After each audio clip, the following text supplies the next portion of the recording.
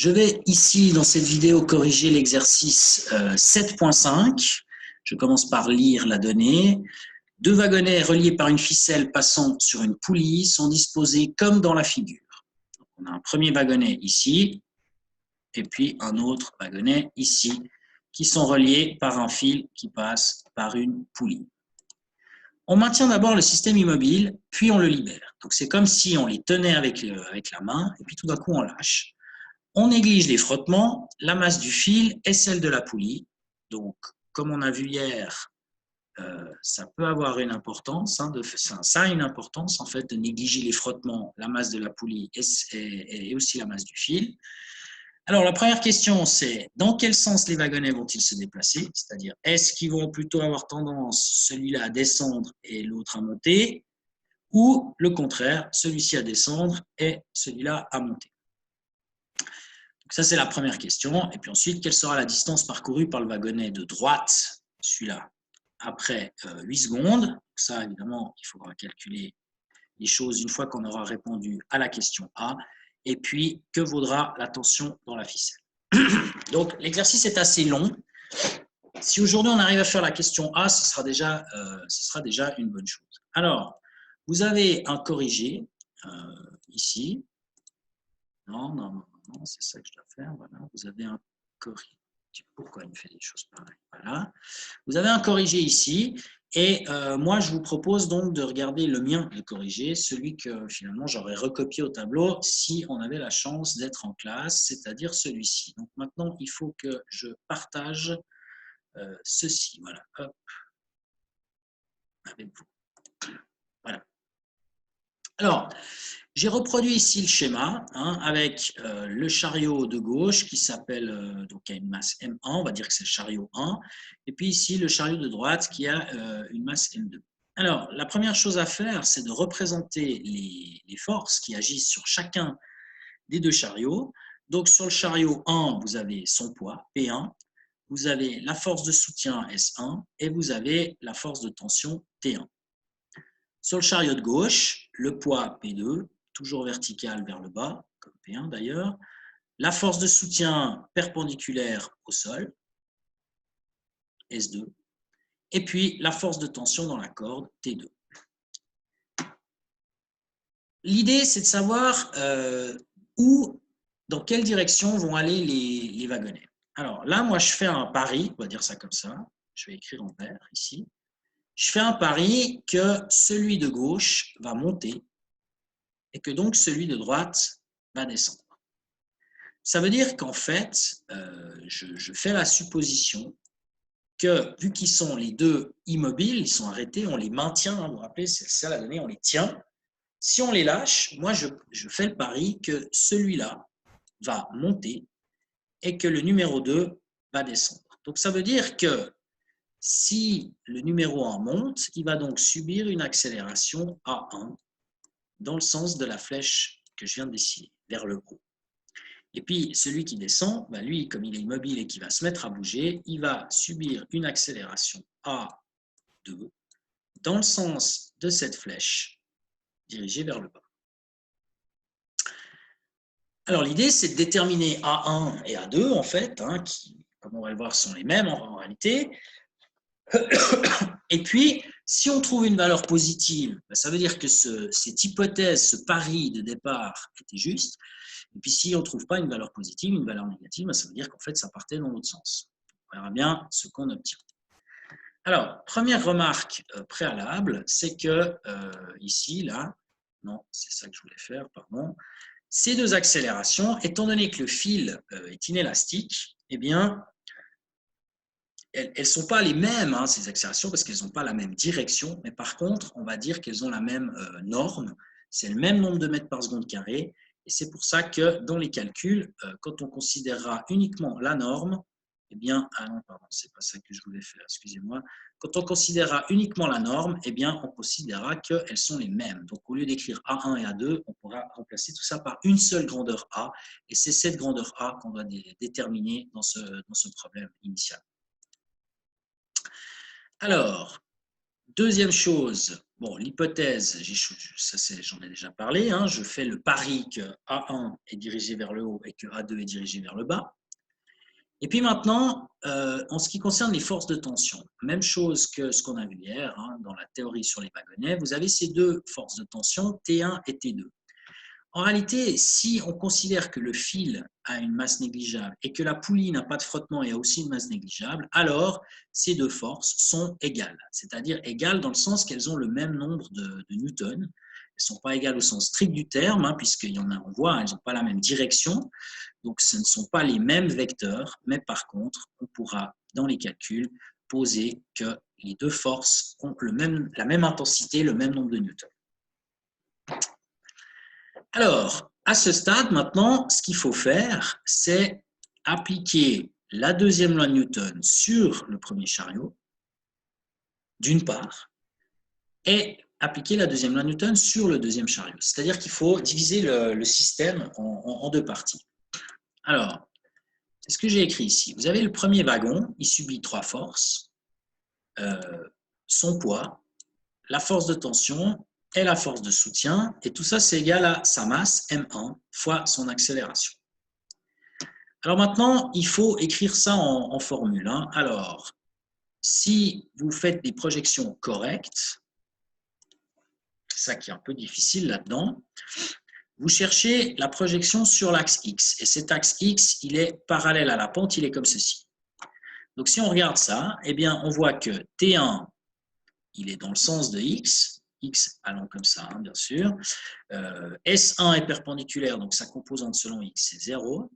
Et puis, l'accélération, elle est dans le sens de X, à 1.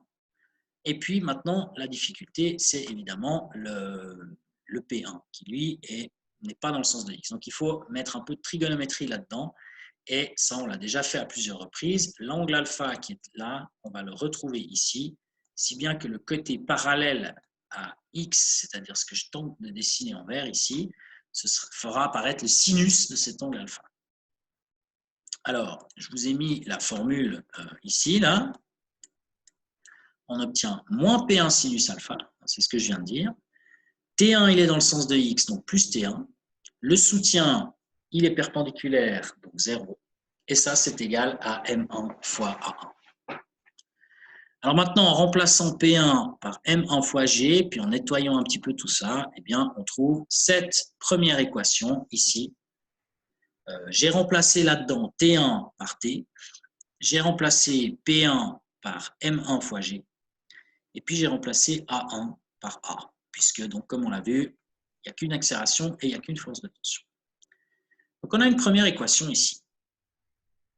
Alors là, il y a déjà une question. J'aime pas trop répondre aux questions au fur et à mesure, mais bon, je vais quand même le faire. Alors, il y a Andrej. Je vous écoute, Andrej. J'avais juste une question. Vous m'entendez? Oui. Ouais, Juste allez-y, une allez-y. question. Parce que dans le corrigé, ils avaient tout fait avec un seul système d'axes. Et donc, j'étais pas sûr. Est-ce qu'on a le droit de On a tous diviser les avec droits. Ok. On a tous les Et, droits. Avec un système d'axes, on peut faire comme on et, veut. et donc, parce que comme la poulie, en fait, elle change juste la direction des forces, est-ce qu'on peut dire que c'est tout, c'est un peu bizarre et c'est vrai que c'est pas juste, mais je pense que ça marche aussi. Si, on prend, que même si les vecteurs force de, par exemple, T n'ont pas la même direction, comme c'est une poulie, à la fin, on peut presque mettre à plat, en fait.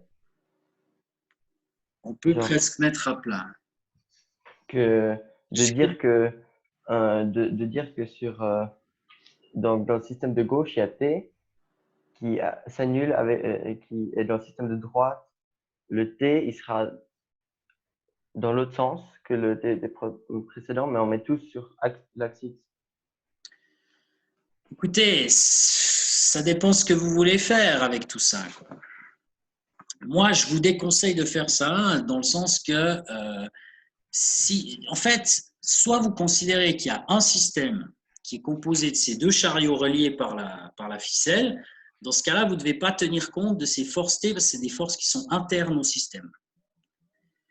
Hein, je vous rappelle que la deuxième loi de Newton, c'est somme des forces extérieures égale MA. Donc, si vous considérez la deuxième loi de Newton, il faut considérer que les forces qui sont extérieures. Donc, maintenant, si vous prenez un seul système, les forces de tension, elles font partie du système. Il ne faut donc pas les prendre en compte dans le problème. Mais vous allez avoir d'autres problèmes parce qu'à ce moment-là, vous allez pas pouvoir vous débarrasser des forces de soutien, ce que nous, on va pouvoir faire en divisant le système en deux, en fait. Donc, c'est une espèce d'astuce, on va dire, de résolution de problème que de faire la manière qui est faite d'ailleurs dans le corrigé aussi et que je vais faire maintenant. Que je suis en train de faire. Voilà. Il y a une autre question ou bien parce qu'il y avait deux mains, quoi. Je n'arrive pas à voir qui. Ah oui, c'est Alisa. Voilà. Alisa, hop. Dites-moi. Je ne suis pas sûre d'avoir compris comment on peut savoir que c'est moins P sinus alpha et pas plus P. Eh bien, en fait, il faut regarder la direction de l'axe X, hein, en fait. Ici, l'axe X, on l'a choisi dans ce sens-là, vers le haut. C'est comme ça que je l'ai choisi. Donc, du coup, votre vecteur P, lui, il va contre en bas. Il est comme ça. Tac. Donc, maintenant, si vous voulez la composante de P le long de l'axe X, ce sera donc une flèche comme ça. Vous voyez ce que je veux dire? Ou comme ça. Alisa? Oui, c'est bon, j'ai compris, merci. Ok. Donc, c'est pour ça que c'est négatif. Ok. D'autres questions? Ah oui, il y a Mathieu. On peut considérer le système comme un seul objet? Mathieu, je viens de répondre à cette question. Hein. Je viens de le faire. C'est la question d'Andrej. Oui, on peut, mais ça va vous amener des problèmes parce que vous n'allez pas pouvoir vous débarrasser dans les calculs de la force de soutien. Donc, ça n'a pas d'intérêt. Je vous le dis tout de suite. C'est vous apporter des problèmes que de raisonner comme ça. Mais c'est faisable. C'est une mauvaise idée, en fait. On va dire ça comme ça. Autre chose? Bon, alors, je continue cette correction. Donc, j'en étais ici. Hein, j'avais établi la formule, la projection des forces sur l'axe X. Maintenant, on peut faire la même chose sur l'axe Y, mais vous allez voir qu'en réalité, ça ne sert à rien. Alors, si vous reprenez votre schéma hein, qui est ici, si vous regardez ce qui se passe selon l'axe Y, eh bien, vous voyez que la tension et l'accélération selon un axe Y dans ce sens-là, eh bien, les projections, les composantes vont être nulles. Donc, les seules composantes qui ne vont pas être nulles sont les composantes de la force de tension,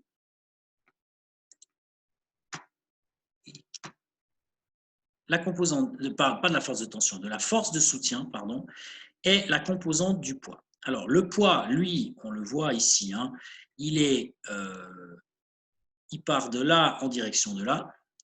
Mais nous, on veut sa composante le parallèle à Y. Donc, par rapport à l'angle alpha qui est ici, il va falloir faire apparaître le côté adjacent, c'est-à-dire donc finalement le cosinus de la force, de l'angle. Pardon.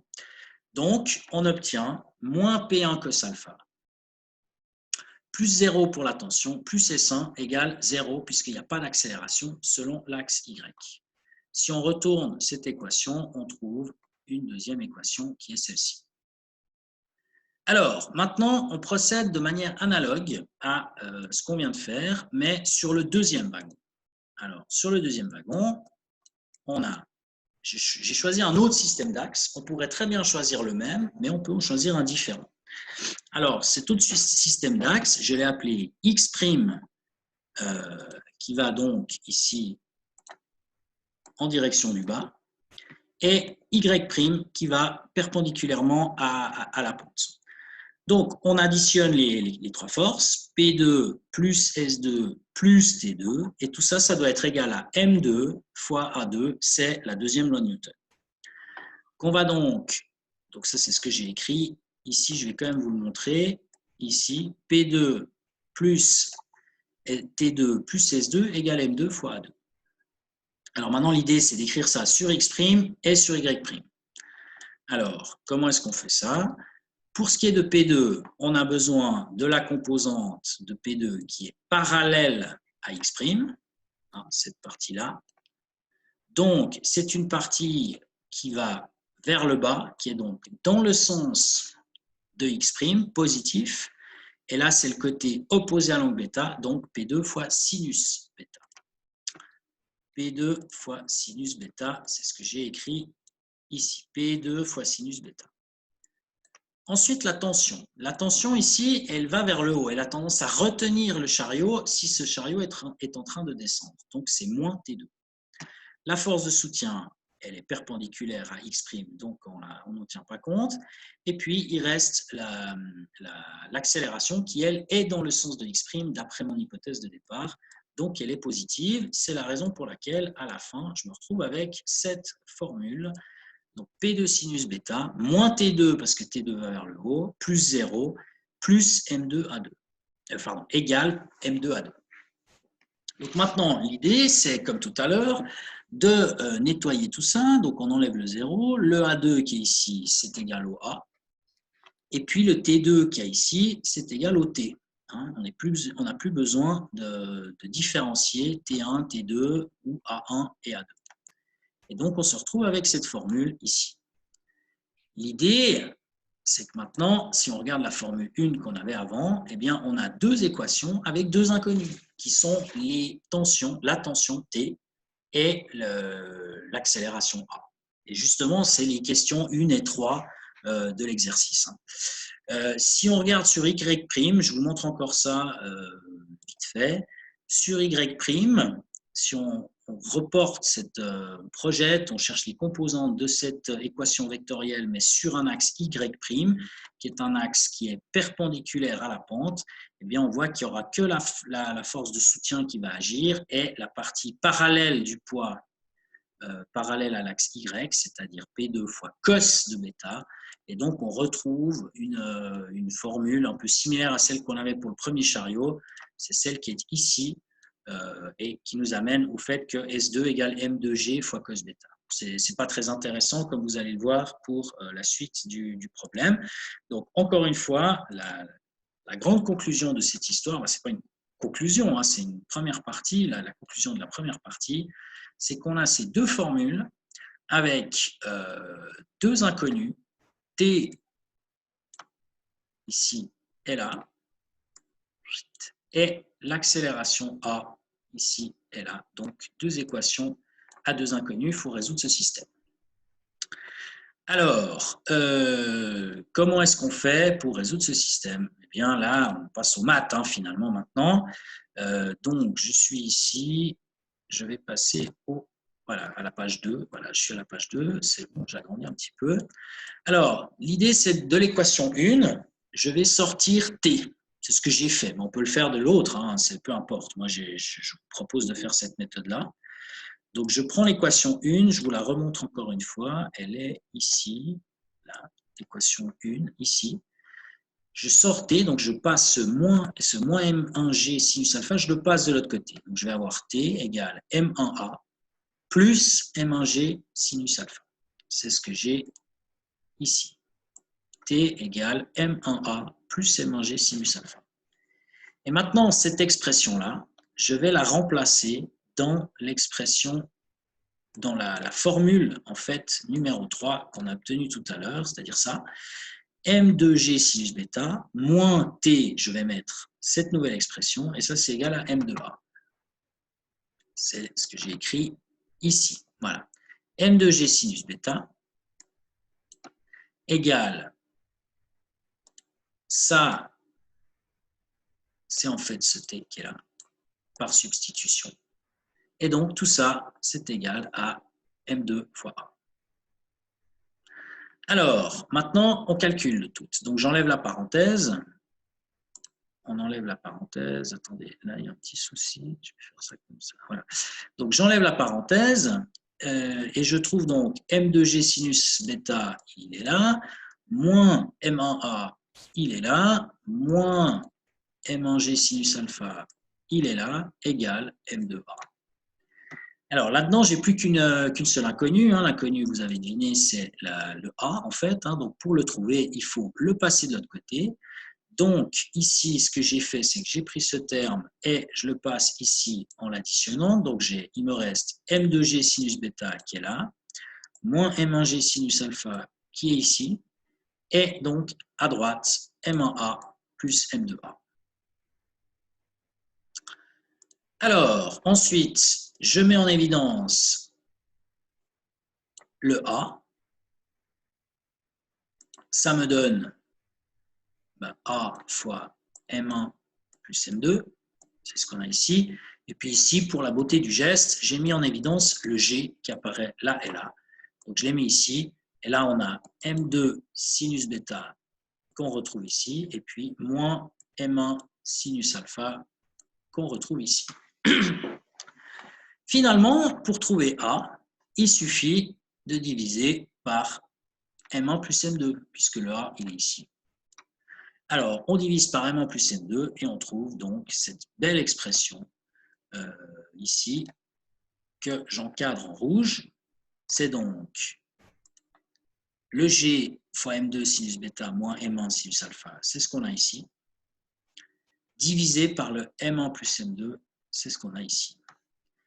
Donc, vous voyez que là-dedans, si on connaît les angles d'inclinaison des plans inclinés et qu'on connaît les masses, eh bien, on peut déterminer l'accélération. Alors, j'ai vu qu'il y avait une question, je vais vite finir le calcul très rapidement. Donc, on remplace G par 9,81, on remplace les valeurs des masses par ce qu'elles valent. Donc, si je me rappelle bien, donc ici, c'était 5 kg pour M2 et 3 kg pour M1. Qu'on remplace ici et là, et aussi là et là. Donc c'est là, là, et là, et là. Et puis ensuite, il y a les angles. L'angle alpha, il vaut 60 degrés. L'angle bêta, il vaut 30 degrés. On remplace le tout et on trouve une réponse qui est moins 0,12 mètres par seconde carré. Réponse très, très intéressante. Donc, vous voyez, le A ici, il a une valeur qui est négative. Alors, qu'est-ce que ça veut dire, une valeur négative ? Bon, la valeur, c'est 0,12, ça c'est bon. Mais la valeur négative, ça veut dire que finalement, eh bien, notre A, il est dans le faux sens. On a mal évalué ou mal pronostiqué, on va dire, non, c'est pas ce que je voulais faire, pardon. On a mal senti le coup, d'une certaine manière, le pronostic. Ça y est, ça m'a effacé. Hop. A dans le faux sens. Le pronostic est faux. Et donc, en fait, A, vu qu'il est négatif, ça veut dire que toute l'hypothèse de départ, en fait, elle est à inverser. Alors, c'est ce que j'ai mis ici dans cette petite conclusion, là, que je vais donc vous montrer tout de suite. Hop, je vais effacer ces trucs-là. Alors, je lis. Comme le résultat est négatif, l'hypothèse de départ est fausse et c'est donc le wagon 1 qui descend et le wagon 2 qui monte. Nous, on avait fait autre chose. On avait pronostiqué l'inverse. Je vous rappelle, je vous remontre l'hypothèse de départ. L'hypothèse de départ, elle est ici. J'avais supposé que A1 allait vers le haut et puis que A2 allait vers le bas. Du coup, comme on trouve une accélération négative, qu'en fait, le A1 vers le haut, comme c'est négatif, c'est plutôt A1 vers le bas et plutôt A2 vers le haut. Donc, en définitive, la situation, elle est inversée par rapport au pronostic de départ. Voilà, c'est les 22. Donc, maintenant, je vais éventuellement répondre. J'ai vu qu'il y avait des mains levées, ou en tout cas une tout à l'heure, que je vous ai un petit peu coupé. C'est fini ? Les mains sont descendues? OK. Alors, s'il n'y a pas de main levée, ben, du coup, je continue. Donc, je lis la deuxième partie. Ah, si, il y a une question. Voilà. Là, voilà la question. Ouais. Et du Laurent. coup, vous m'entendez? Ouais, j'entends, ouais.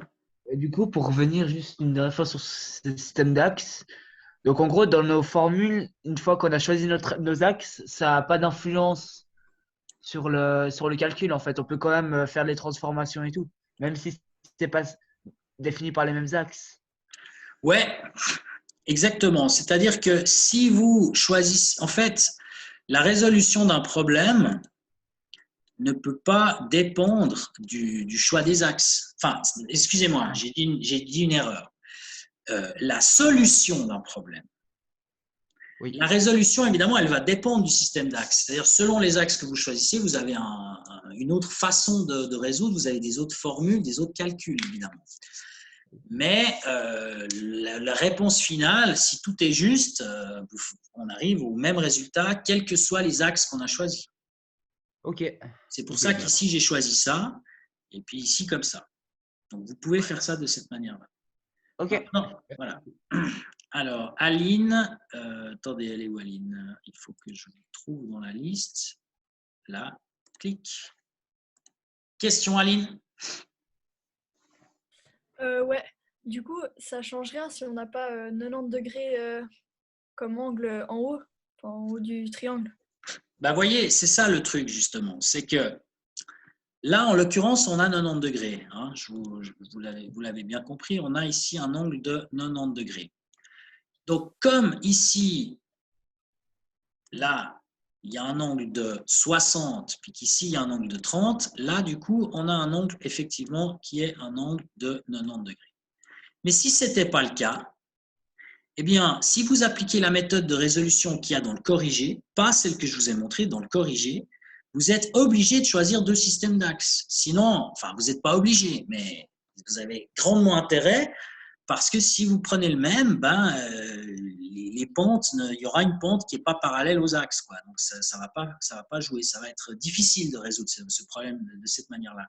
Tandis que si vous faites comme j'ai fait, de prendre un système d'axe pour le premier wagon, puis un autre système d'axe pour le deuxième wagon, même s'il n'y a pas 90 degrés ici, vous arrivez au même genre de résolution. Ok. Voilà. Alors, j'ai vu qu'il y avait du chat, là. Qu'est-ce qui se passe? Bon, on ne sait pas ce qu'ils veulent. OK. Alors, c'est les 26. Je crois qu'on arrive gentiment au bout du truc. Hein. Alors, voilà. Bon, on va continuer un petit bout hein, tant qu'on peut. Maintenant qu'on a déterminé, ah ouais, pardon, c'est ça que je dois faire. Maintenant qu'on a déterminé l'accélération, eh bien, il suffit d'appliquer les règles du MRUA pour arriver donc à calculer ce qu'on veut, c'est-à-dire quelle est la distance parcourue. Alors là, je vais assez vite là-dessus. Hein. Pour la distance en MRUA, eh bien, vous avez des wagons qui ont un MRUA. On avait vu que la distance de parcours, on peut la donner comme étant la position finale moins la position initiale, qui est égale à V0 fois T plus une demi fois AT carré. Mais ici, je vous rappelle qu'initialement, on tient tout immobile, donc les vitesses initiales sont nulles. Donc ce terme ici, il dégage, il ne reste plus qu'une demi AT carré. Alors, on connaît l'accélération, hein, maintenant, c'est 0,12. Bon, on a trouvé moins 0,12, mais le moins, il nous donne juste une idée du sens. Hein. Donc, en réalité, l'accélération, c'est 0,12.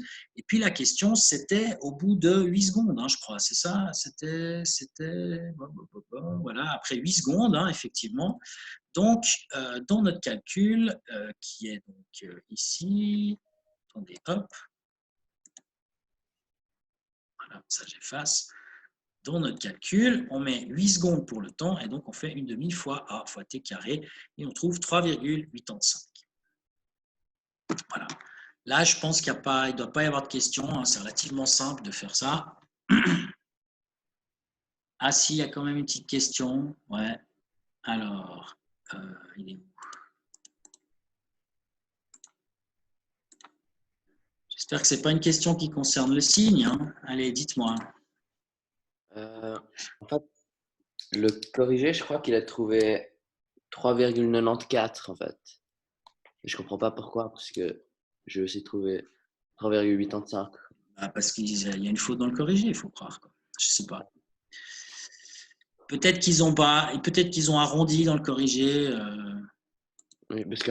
Ouais, ok. Bien, merci. Voilà. Non, je suis sur la bonne page, André. Je suis sur la bonne page. C'est la bonne page, là, ici. Page 2, j'étais à la page 1 avant, donc c'est bon. C'est juste. Alors, il est où, André? Je ne vous vois pas. Ah, voilà. Oui, André? Ouais. Moi, je vois l'exercice 7.5. Et vous faisiez des cercles au lieu un peu n'importe où. Je sais pas si c'est normal, j'ai pas vraiment compris. Mais on est en train de faire l'exercice 7.5. C'est ce que j'ai donné à faire pour aujourd'hui. Oui, mais moi j'étais sur la donnée et j'ai pas compris. Vous étiez en train d'entourer quelque chose, mais ça avait pas en rapport, donc je pensais que c'était que moi ça montrait la mauvaise page. J'ai pas compris. Écoutez, moi-même, je ne comprends pas ce que vous n'avez pas compris, en fait.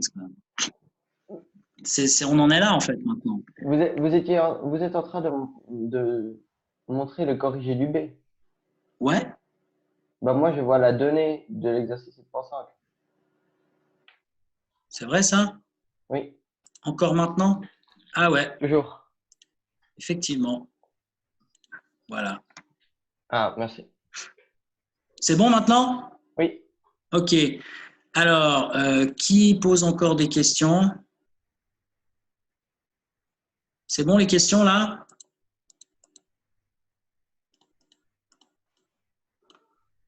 Bon, ça a l'air d'être bon, hein.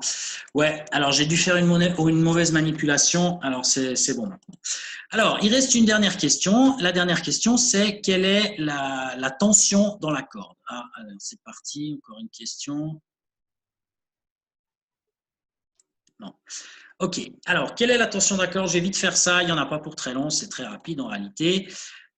Donc, je vérifie juste que vous avez la bonne chose. Ouais, vous êtes bien. Voilà, c'est juste. Hein. Ok, c'est bon.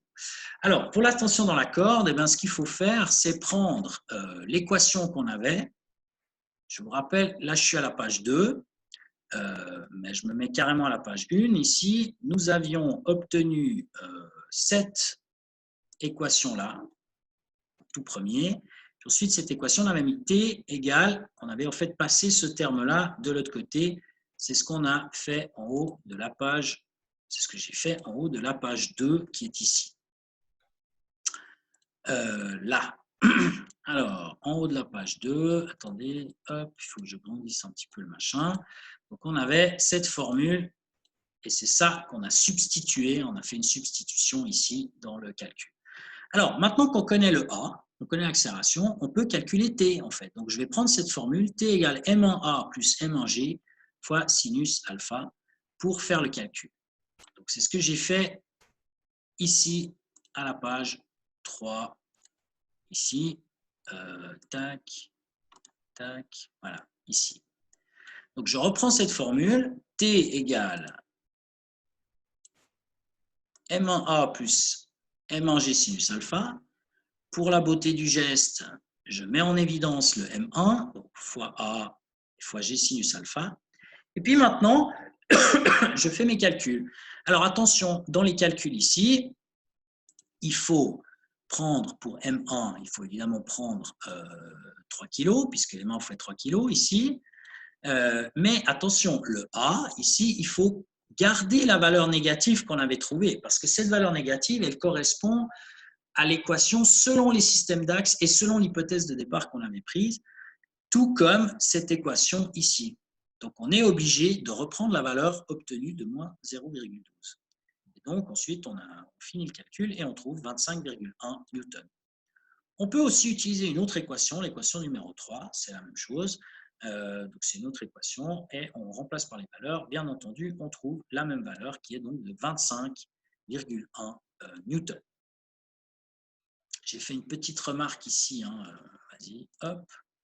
Là, comme on a utilisé 1 et 3, ainsi que le résultat de la partie A, on doit considérer A comme étant négatif, c'est-à-dire moins 0,12. Voilà. Ça, c'est une question par rapport aux axes. J'ai déjà répondu tout à l'heure à ce genre de questions.